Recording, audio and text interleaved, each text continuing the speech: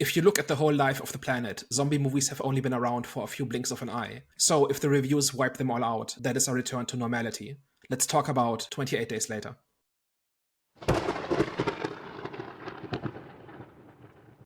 Hello, everyone. Welcome back. We are back, the Out of the Storm podcast. So, today, Daniel, please let the people know what we are going to be discussing or debating. So this is Have You Seen, in which we talk about a movie that some of us know well and others have just seen for the first time. This week we are talking about the 2002 post-apocalyptic horror classic 28 Days Later, which I have seen a whole bunch of times, and I think Jonathan, you have as well, and Herbie, you just saw for the first time. Just to quickly recap what 28 Days Later is about. The movie starts with animal rights activists breaking into a lab and freeing test monkeys that have been infected with a rage virus, which then go on to infect people with that virus, which turns them into a kind of zombie. The story then picks up with a guy who wakes up in the hospital. He's been in a coma for 28 days. And he wakes up to a world that has essentially collapsed because of the zombie outbreak. And the story follows him as he finds other survivors and tries to find a way to survive. Hervé, since you just saw the movie for the first time, what's your takeaway on 28 Days Later? I thought it was perfectly fine movie. It was a good watch. Nothing that I hadn't seen before in other, zombie movies or TV series, including The Walking Dead. But I thought it was fine. The characters were enjoyable enough. Took me by surprise actually at first, the quality of the movie and how low quality it was. It looked like it was shot on just any old digital camcorder that they had back in the day. So that one kind of threw me for a loop when I first tuned into the movie. But you quickly kind of become used to it. I wouldn't say I fell in love with the characters, but I was very much on board with the journey that they were going through. I will say the end was a bit disappointing because you have Jim, who turns into a bit of an action star towards the end, where he never really showed those capabilities. And at that, against the army, so people who are actually trained to fight. So it kind of threw me for a little bit of a loop, and I wasn't really best pleased with how it ended.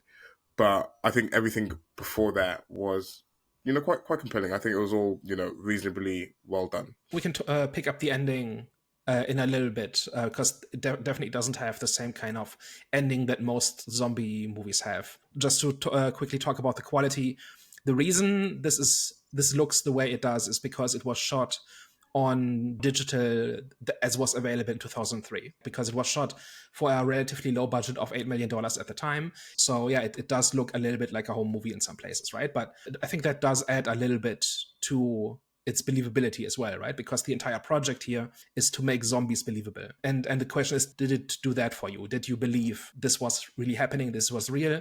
Or is this like any other zombie movie where you kind of turn your brain off a little bit in terms of making it believable? I wouldn't say that I believe this more than any other zombie movie, I would say. But I mean, to touch on the camera quality, I think I definitely felt it, especially at the start when they're showing him walking through London on his own.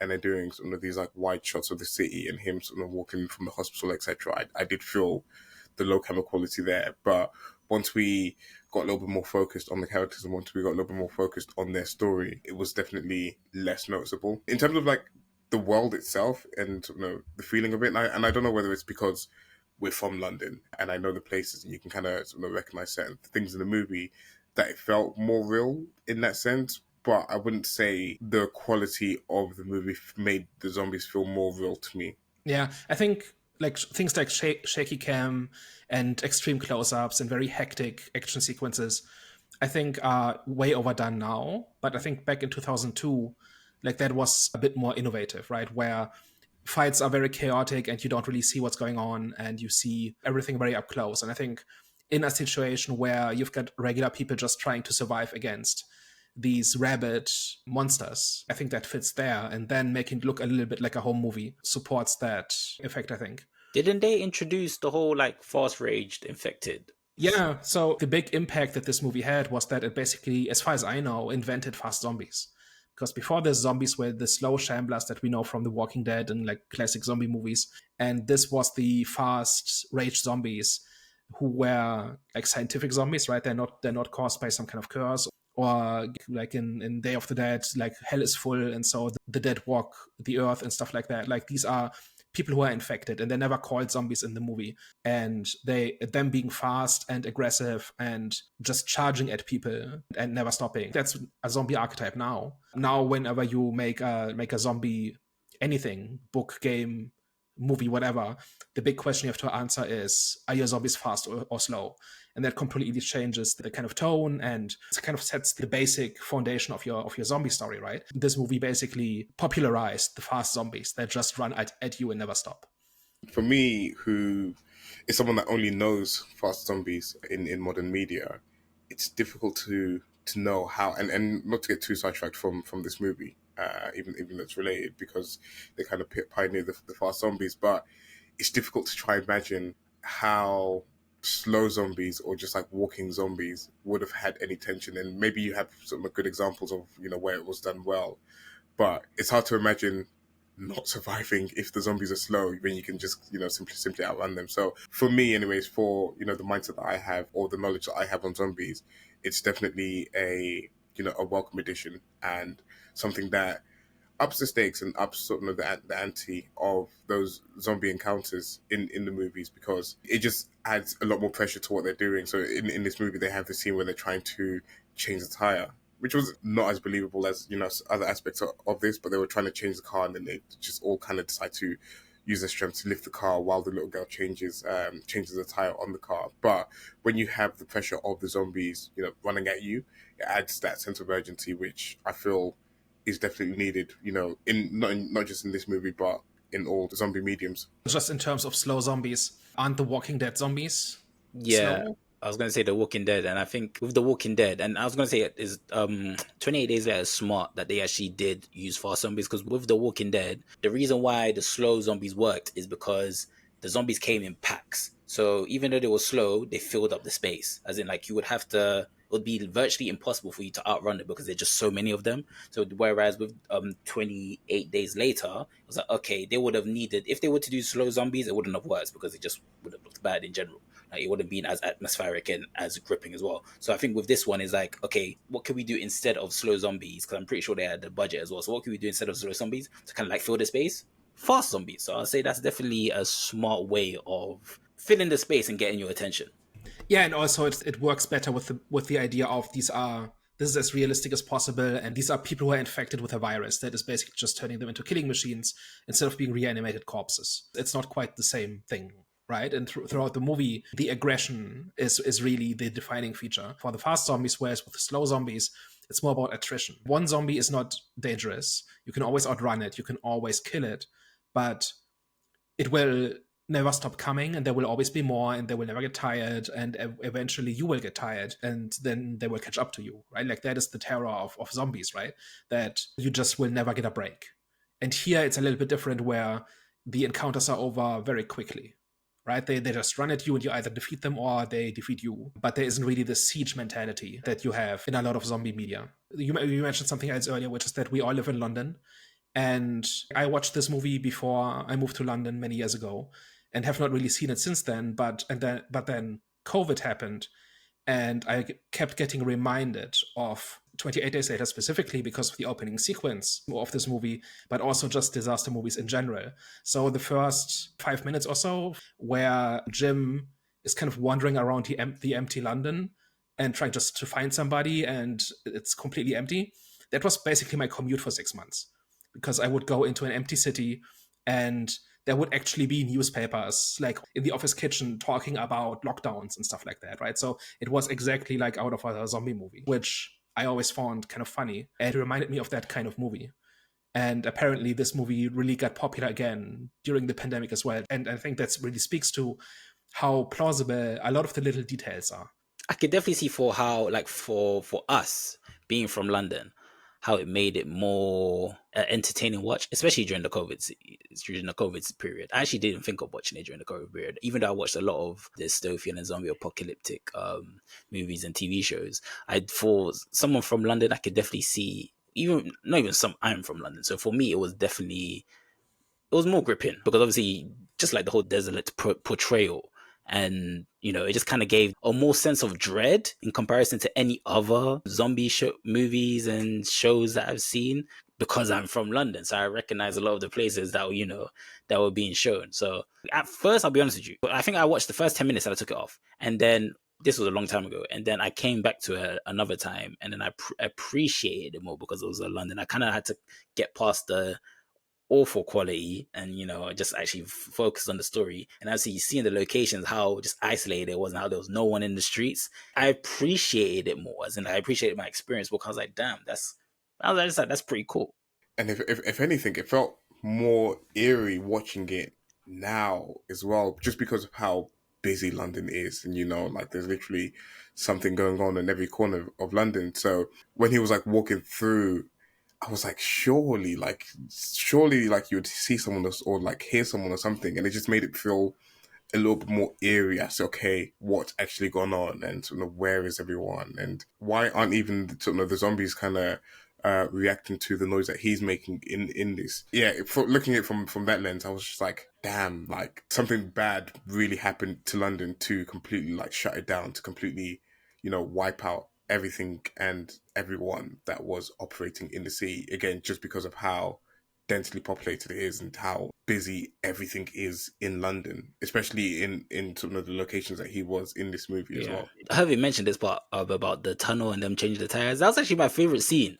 Actually, not to be fair, each of them, and I get why you might not have liked that, but for me, that was one of my favorite scenes, because just I've always had that phobia of being trapped in a tunnel. I don't know what the reason could be. Maybe it's stuck in traffic or just something. I've always just had that kind of like phobia. Something crazy would happen in a tunnel. God forbid it'll collapse. God forbid, or whatever. So being stuck in a tunnel, and the reason why you're stuck in the tunnel is because there's a zombie apocalypse, is what that scene there, that made me feel, I wouldn't say uncomfortable, but that had me tense. Yeah, the problem is that otherwise they behave pretty reasonably, right? Throughout the rest of the movie, they're pretty responsible and cautious, and they don't take unnecessary risks. And here they drive into the tunnel when they outright say that there are other alternatives. And then Frank just drives over this barricade, and surprise, surprise, he gets a flat tire. Why would you be in the frame of mind? It's not like they've had a couple of successes and they're getting cocky or something. No, like it's a completely unnecessary risk. I think that was the one time in the movie where I actually thought, no, this makes no sense. This is just purely for the drama. What else could they have driven, though? Could have gone over a bridge. There's many ways to get across the river. But who was... Oh, wait, they were all English. Probably, yeah, they were all English. Yeah. But my point was that they just don't know their way around London. So that's no, but like they're all locals, right? They all know the way. And even if you don't, you can just look and see the bridges. Right, like it's not difficult. There are many options, and Jim outright says, like, how about we don't go through the tunnel? How about we go where it's not in an enclosed space and where it's not dark, right? So there's the one scene where I think they just did it for the drama. Pretty much every other scene, it kind of makes sense. Even when like Frank has his moment of frustration and gets infected as a result because there's a corpse like somewhere above him and a drop of blood conveniently falls into his eye. Even that can still happen. The sequence of events still makes sense. The tunnel scene is just a one big exception. In this movie, like the big objective is realism. Make the zombie outbreak, make the infection believable, make people's behavior and reactions believable, make the collapse believable. And I think the movie succeeds 95% of the time, except in this one place. You could imagine something like where he's not sure about the fuel, or he basically is impatient because he just wants to get out of the city or something, and he doesn't want to be in the city any longer than he needs to, and therefore he's taking that risk, and then it doesn't pay off. Like, all of that is possible, right? But I don't remember anything happening where it's justified. It just happens. My whole time even like thinking about them, or when they were about to drive through the tunnel, was surely there'll be cars blocking the way. Because if there's been this event that's completely wiped out everyone in London, surely there would have been a scenario where there were cars in the tunnel as well. And there were cars in there, and obviously there was like some type of blockade. But it was a bit implausible the way that he kind of just like drove over all of that as well, which kind of again took me out of the movie a little bit. And I get they just kind of wanted to throw in something there that was like a little bit cooler and a little bit actiony. But it just didn't work completely for this movie, which is unfortunate. So this whole theme of making it believable and making it plausible, I think ties into something else which I really appreciate about this movie, which is that it's probably the least cynical zombie movie I've seen. Leaving aside outright comedies or satires or something, like, this is by far the most optimistic zombie movie that I think I've ever seen. So specifically, not everybody is a sociopath in this. Like people are careful, but they help each other and they trust each other. Like specifically, Selena believes that like there's no rebuilding, it's all over. But other characters disagree, and they have conversations about this, and they both have a valid point, right? You don't get raiders. You don't, like the soldiers end up being hostile, but broadly, characters are not just pure evil for the sake of it, right? Because because it's a genre convention. I kind of appreciated that about this movie, because that is something that bothers me about other zombie movies, where it's just so pessimistic and so cynical that, of course, at the slightest opportunity, people will become nasty and exploit each other and abuse each other and throw each other under the bus and stuff like that. I don't think that's realistic. I think it's much more of a mix. Like in any disaster in the real world, you have people doing that, but you also have people helping each other, right? And communities helping each other to get through a crisis. And we see this very rarely in zombie movies. And if we do see a community, like especially in stuff like The Walking Dead, there's something sinister going on, like the leader is actually a tyrant, or it's actually a cult, or they're cannibals, or you know what I mean? Like anything positive is always a lie. And here it's not, right? Like Frank and Hannah are just people, right? He's a taxi driver. She was in school a week ago, like 4 weeks ago. They're just regular people trying to survive, and they are careful, but they want to help each other and help others. I think that's refreshing. Nah. I think it was summed up quite well in the whole scene where they're sort of talking about, I think it was like Selena and Jim, and they were saying about how the taxi driver and his daughter needed Selena and Jim more than Selena and Jim needed them. And it's a bit of a trade-off. So, whilst they're not being hostile to each other, they're in a situation where they are trying to survive at all costs. And it, like you said, it's not being nasty to them. It's not being cynical to the taxi driver and his daughter. It's just a case of they can come along, but in a matter of survival, I will pick myself first. And I think that's normal. I think that's sort of human instincts. Even something with the soldiers as well. Like you said, that they were having conversations about how the world can be rebuilt. And of course, the leader had a little bit more of a perverse way of trying to do things, where we're sort of trying to lure women in so that they can, try to rebuild the population. But you can kind of half understand it. Obviously, his methods of doing it were wrong, but you can kind of half understand the idea of, okay, we can't just survive because, the zombies are going to outlast us. How do we help humanity continue moving forward? Well, in England anyways, because it seems to be like an isolated incident in the UK. And I think they mentioned about cases in France and New York, but it seemed like the rest of the world was unaffected. But I was actually, it's funny, I was going to say, it's funny you mentioned that as well, because I was waiting for that moment for the arsehole character to turn up in the movie. And I thought at first, when they sort of first interact with the father and his daughter, I thought that was going to be the moment, especially when she had them locked outside until, she got her father's approval. But again, that just kind of speaks to survival. And it's like, do we really need you? Is it really safe? Is it sort of, can we trust you? But once you kind of like go past that ground, there isn't this underlying tone of something sadistic waiting to happen between them. It's just, normal human interactions of how much do we need each other? How can you help me and how can we help you? Or not how can we help you, but how can we trade off our resources and how can we trade off, our skill sets? I mean, in just about any other zombie movie, what was it?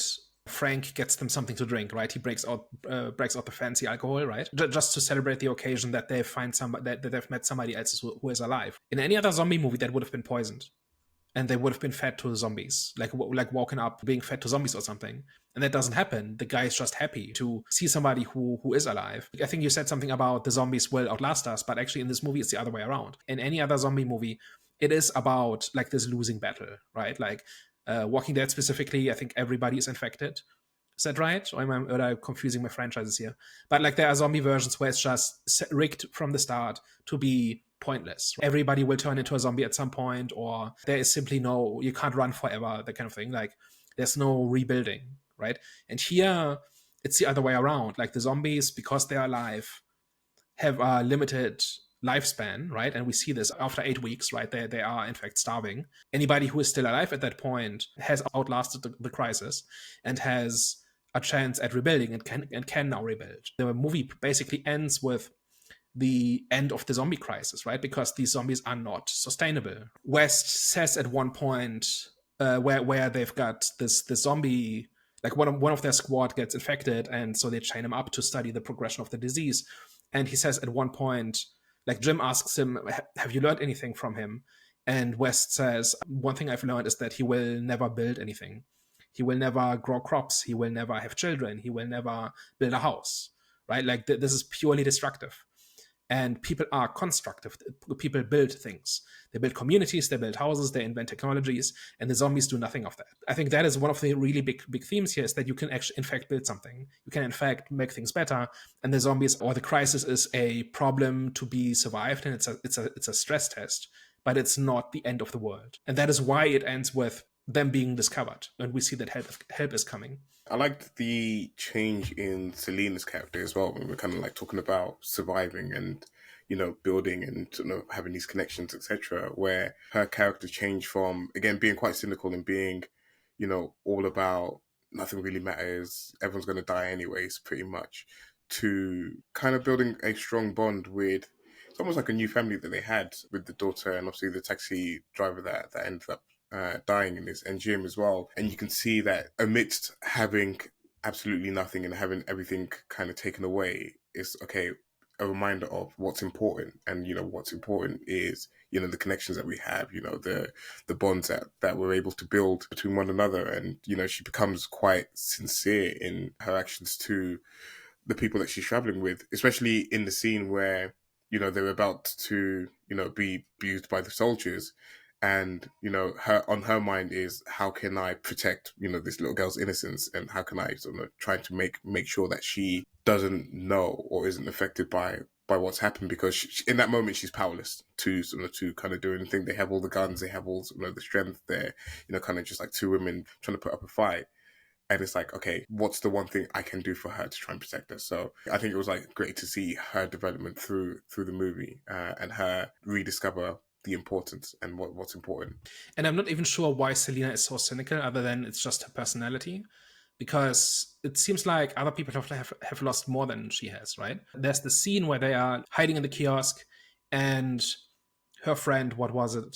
I've forgotten the name now, but like the other guy who dies very quickly, he talks about how he was trying to evacuate on the trains, and he climbed over dying people to get to safety, and how messed up that is, right? And that is basically what it took to survive that day. He has much more reason to have lost all hope, right? And I'm not entirely sure. And maybe there's a scene where she explains what exactly she has lost. It sticks a little bit out that she's so cynical compared to everybody else, where everybody else is focused on survival and on finding, like trying to find what comes after, right? And she's just given up on it completely. I was agreeing with everything you said until the point of giving up, because I think in terms of her personality, I think it was needed. Obviously, that kind of gave off a leadership role that was needed within the group. Because I think if she wasn't like that, then I don't know if they would have kind of like pushed on and survived. It was similar to, you know, in Quiet Place with Lupita's character, and then obviously you had the other guy.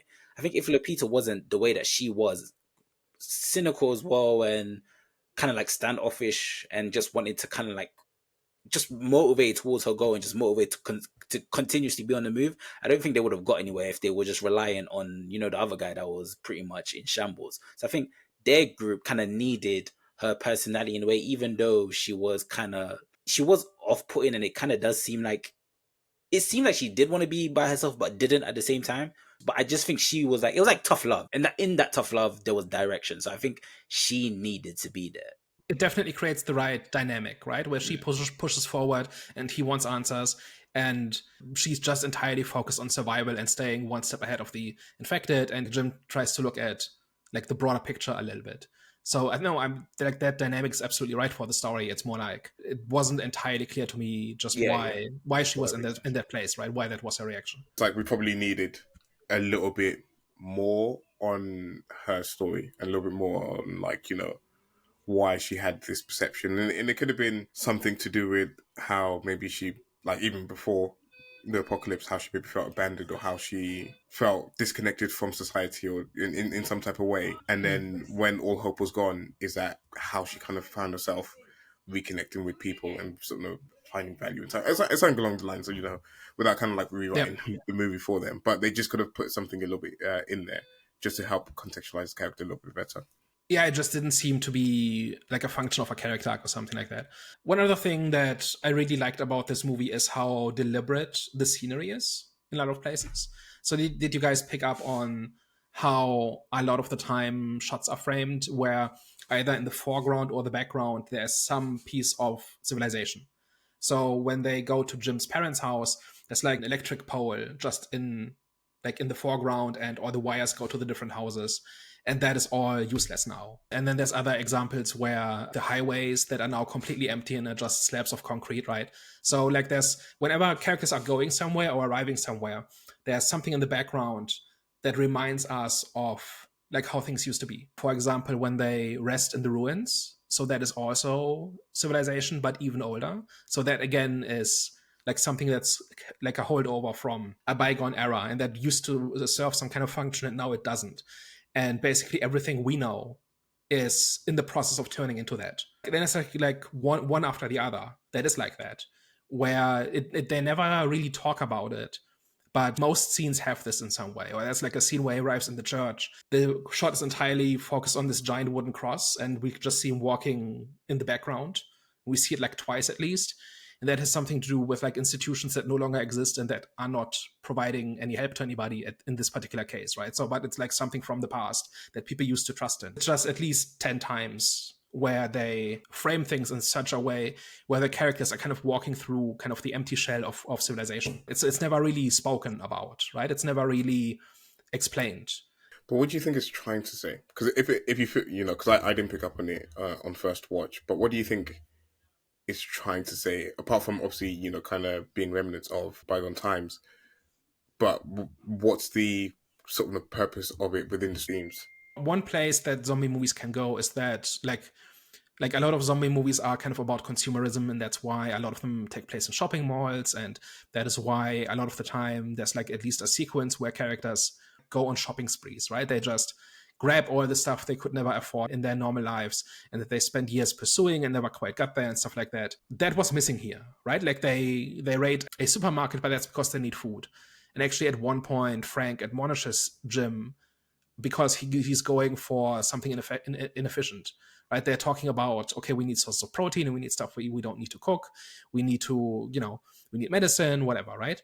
And they are being sensible about it, but there's no scene where they like there's no satire of consumerism or something like that in this, right? A lot of the movie is about building things and building, like living for tomorrow. And here we have things that have been built and they have kind of just fallen by the wayside and nobody cares about them anymore because there's no purpose to them anymore. And so this is kind of what has been lost, and that is what you could regain by rebuilding. I think if in a story where people, characters constantly talk about what comes after and how do we survive and how do we rebuild, like this is a reminder of what needs to be rebuilt. And can you loosely tie it to the idea of, and because again, like this felt like the biggest thing that I got from the movie was the reiteration of what's important. I know I mentioned it before, but you've got all of these things that were useful in a time that we felt were important, that we felt we needed. But again, once you strip away everything and once all of that becomes obsolete, what is the thing that's most important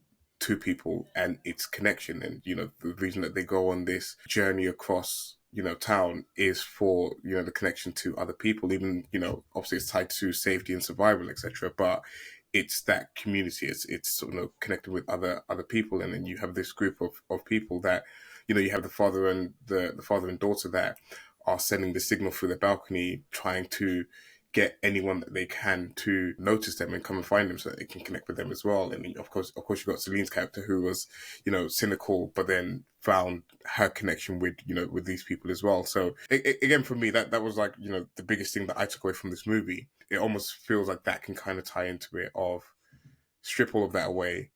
What is important to us and what is important to to people, and it's just community and a sense of belonging, and it's finding your people. And ultimately you need other people to survive, right? Like people are stronger together, right? Every time they find somebody and every time they make a connection with somebody, it makes them stronger, right? And the one time it blows up in their faces is with the soldiers who should be protecting them and who have set up this camp. And also the soldiers have set up camp in this in this old mansion, which is again like a holdover from a previous world, right? Like it's not just some random house, it's not a barrack, it's not a bunch of tents, it's like an old estate, right, in the countryside, which is, so they've kind of set themselves up as kind of a new nobility, right, because they have the guns, right? And then it turns out that they are there to kind of exploit Selena and Hannah, but because Jim cares about them, they have somebody who can help them. It's not, and you mentioned earlier that Jim turns into a little bit of an action hero, and we can talk about that in a minute as well. I think there's something to that, but ultimately it's because they care about each other, they help each other, right? So like when Selena gives Hannah the Valium, it's not so much that doesn't protect her exactly, but it makes it less bad.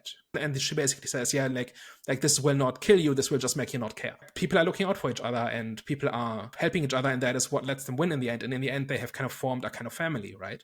Yeah, you're right. So I just don't want to. I'm going to go back to your point, but what I want to say is like kind of going off what you're talking about. The soldiers, like every zombie film or every zombie TV series is always the soldiers that crack first when it comes to civilization collapsing. This is a recurring theme, which I don't have an issue with it. I enjoy it. I just wonder why. Like, is it just like a thing that an idea that everyone just jumped on, or is there like social commentary behind it, trying to say something about the army, as in like, even though they're supposed to protect us, what do you think they're trying to say about the army? Because I genuinely believe it's a thing where, because obviously it was an idea which was first done in whatever zombie films, and then other zombie movies just, kind of just did the same thing. They followed suit, but at the same time, it's like, it's getting a bit too much. Are they trying to actually tell us, like I said, is there social commentary behind this? Are they trying to tell us something about the army? Obviously, it's about the government can't be trusted, people in authority can't be trusted. These people are in charge only because they have the guns and no other reason, right? They weren't elected or anything like that. And generally, authority is always like, there's like this counter culture vibe to a lot of the zombie genre, right? Where individuals can be good people, but groups of people and authority figures are always bad, right? It's the scientists, it's the military, it's the government, it's the village leader, the priest, whoever it is, right? They're always bad, and that kind of goes into the general cynicism of the genre. And here, I'm not entirely sure it really ties into that theme in the same way, because that cynicism is pretty much absent from this from the story, right? I think it's much more about, it gives them something to overcome, and it gives them something to contrast themselves against, because they could also exploit each other, and get away with it, but they don't, right? And that's the difference between them. How do we feel about the ending, right? Is Jim too much of an action hero? Is the sequence of events plausible about how they get away from the military camp? For me, I was kind of rolling my eyes a little bit at it, because these are meant to be military trained soldiers, and they would go through kind of tactics, scenarios, etc., on how to deal with various levels of threats. And it just seemed like he was just able to kind of dispatch of them quite easily, and outsmart them and out tactics them quite easily. And it didn't sit right with me for whatever. It didn't seem like he had a unique set of strengths or a unique way of going about how to deal with the soldiers. And then you had this like one infected guy, which controversial decision to have a black man chained up amongst some of the But entire he cast. wasn't the only one, right? If he had been the only one, I would be with you. Chained up? But like Were there others? there were at least, I think there were two of the other I don't soldiers think. who were black as well. Sorry, I don't think I saw the other two, but he kind of stuck out, and he was like the main one, so that's why I kind of took notice of him a little bit more. but just kind of get back on it. To have one infected with, not how easily they go down, but when you have guns, to have one or two kind of infected running around the house, you would feel like the soldiers would be able to deal with it. And it just, I don't know, it just kind of brought the movie down quite a bit for me, that whole last 15-20 minutes of the movie. Yeah, I think it's borderline. Like some of it, like one thing he does is he attracts other infected by like running this air raid siren. And it's been established that that loud noises attract them. That's how he kills at least some of them. right? So that's one thing he does. But yeah, then there's a few others he just takes in close combat, and it's maybe a bit much. I guess maybe a better ending would have been to him just kind of lure a bunch of infected to the compound and have them just overrun the place, right? And then he sneaks out with Hannah and Selena. I imagine that would have worked a little bit better. Like, I'm not even sure that that particular scene where he's been sent off to be executed, and he kind of sneaks away, and then in the evening he comes back and frees Selena and Hannah. Like, I'm not sure that the way that plays out really has that much of a thematic underpinning. But it's ultimately he just wins, right? It's not necessarily like a big growth moment for him. It's not paying off something that has happened earlier. It just, we need a hero, and he's it. Right? That's kind of my reading of it a little bit. I think it needed to be light in a way, though, because I think it was already depressing for all the amount of people that were dropping. So it was like, okay, I don't know how. Actually, no, that's like I was gonna say I don't know how sensitive people were back in the day. I'm pretty sure they were less sensitive as they are now. So, but I think there were always going to be heroics in this type of genre. So it made sense in terms of like in the context of it being a zombie apocalypse film. And when it comes to how things usually pan out, there's always going to be like a Rambo moment. So it made sense in that aspect. However, I do see where you guys are coming from. It was kind of weird that he outmaneuvered, the elite fighters, elite soldiers. So that was a bit mad. However, you could see it as, when you are in desperate times, desperate measures, and when you're at the point of death. Because I think he was already, I'm pretty sure he was weak as hell, obviously, from everything that he went through. So him kind of luring zombies, which would have been a good idea, I just don't think it would have been able to outrun them. Because if they were Walking Dead zombies, which that's a tactic which they do a lot in Zombie Dead, they always lure zombies to, whoever, to the opposition. Whereas this one, I think it would have been really hard for him to do that, like for him to outrun the zombies. So I think that is a good tactic for slow zombies. For these zombies, that is suicide. But then the actual ending I like quite a bit, where they basically they survived the escape from the military compound, and then they have kind of sheltered up in a little house in the countryside, essentially waiting it out. And they've secured food and everything else they need from surrounding villages, and they're kind of just waiting it out. And then they've spotted these recon flights where people are looking for survivors, and so they make these giant letters that spell out hello in cloth, right? In order to get their attention. I've got two observations about that. The first one is they finish the last letter as the jet arrives, right? So if the jet had arrived 10 minutes earlier, it would have just said hell. That's one observation I've got. The second one is that's actually more letters than help. So help, it would actually have been much easier to do than hello. But anyway, that's kind of just what went through my head in the last 2 minutes of the movie.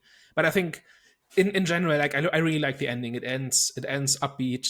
It ends on hope. We see the point brought home again that the zombies are not taking over. They are, in fact, starving in the streets because they've run out of food, right? And simply being kind of responsible and careful will get you through the crisis, unless you get really unlucky, right? And that is what the three end up doing. I don't think there's another zombie story that has this idea of the zombie crisis is contained, right? Here, it's contained to Britain, right? Because it's an island. And initially there are reports about confirmed cases in Paris and New York.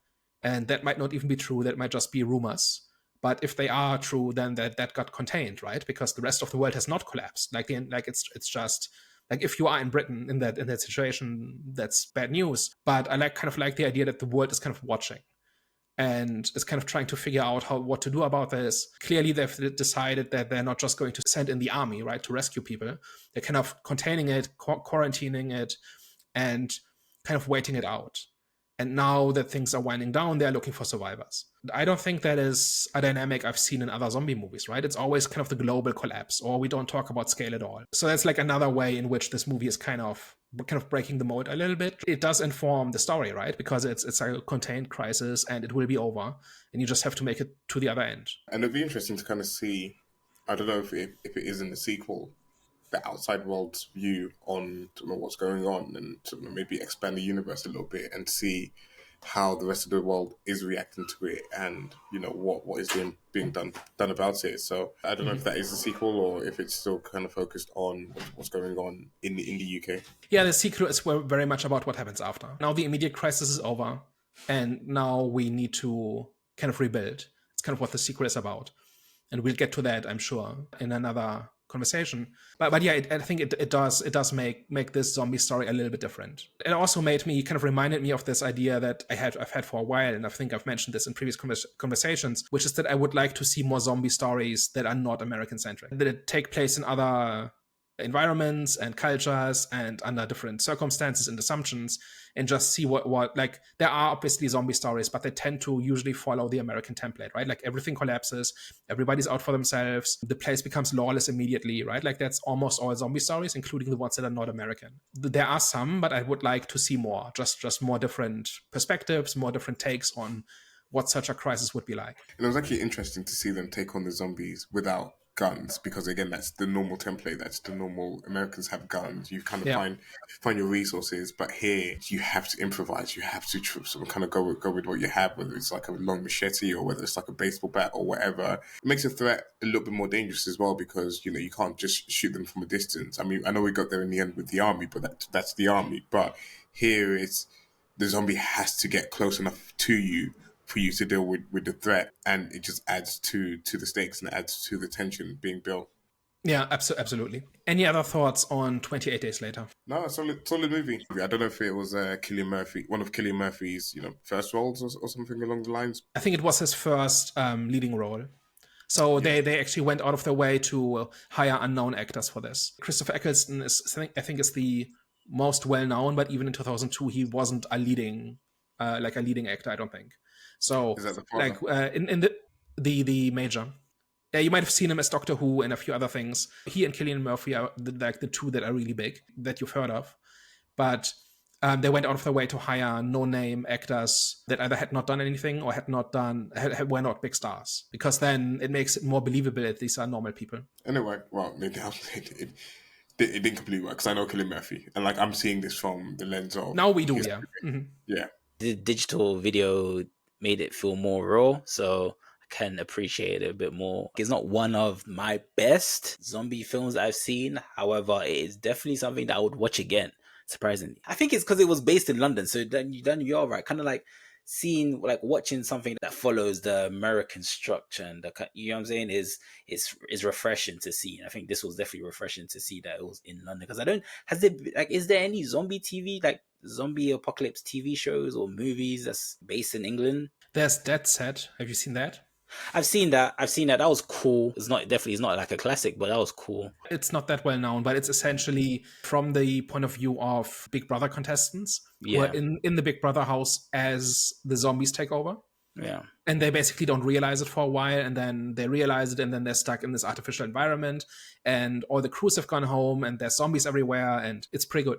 Yeah, I've seen that one. I like that one. It's definitely not classic though, but I liked it. I watched it. I liked that one. But yeah, so like I said, it was nice watching something that was based in London. I can kind of agree with Jonathan in that on initial watch, it didn't feel like it did anything too dissimilar to zombie movies that I'm typically used to, but that's without knowing the history, and that's without knowing the backstory behind it. From this discussion, again, we discussed about how it was the first movie to do fast zombies compared to slow walking zombies and things like that. So for its time and for what it introduced to the genre, I think it's massive. I think it's definitely groundbreaking in its own way, even though looking at it from the lens of 23 years later or 20 however many years later, it doesn't feel as innovative as it probably did at the time. So it's always good to have a little bit more knowledge, always good to have a little bit more insight as to the history behind certain fields and how it changed the landscape,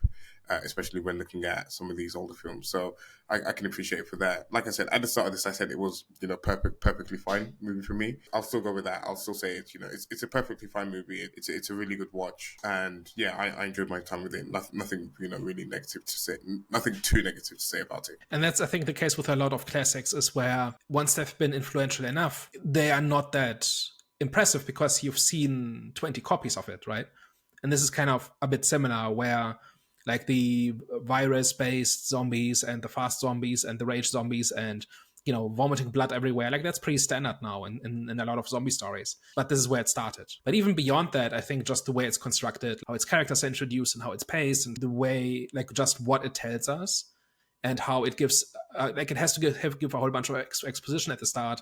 But there's never like a scene where they find like a scientist and gives like a 5-minute speech about how it works, right? It's kind of pieced together from experience and observation, and on like all of those different levels. I think it works really quite well. So I absolutely absolutely had a good time rewatching this after many years, and I could appreciate just how good it is and how tight the script is and how good the performance, especially like Hannah's performance, is not amazing, right? Like you can really tell that she's reading lines, but everybody else, I think, is really firing on all cylinders and really bringing these characters to life, I thought. And because it's also understated and so non-polished, that is what makes it feel more real. And I think that is what it was going for, and I think it achieves that. All right, shall we wrap it up? All right, guys. Thank you very much for tuning into today's episode. We hope that you have enjoyed our discussion, and we hope that this will kind of give you that anticipation and readiness for the new 28 years later film. If you've reached this part of the episode, thank you for tuning in with us. Of course, if you liked everything that you heard heard on this episode, tell a friend. And if you hated everything and you thought our discussion was absolutely revolting, you should probably tell an enemy. We are the Eye of the Storm podcast. All right, guys, you heard it here first. We'll catch you next week. Au revoir. Ciao. Bye-bye.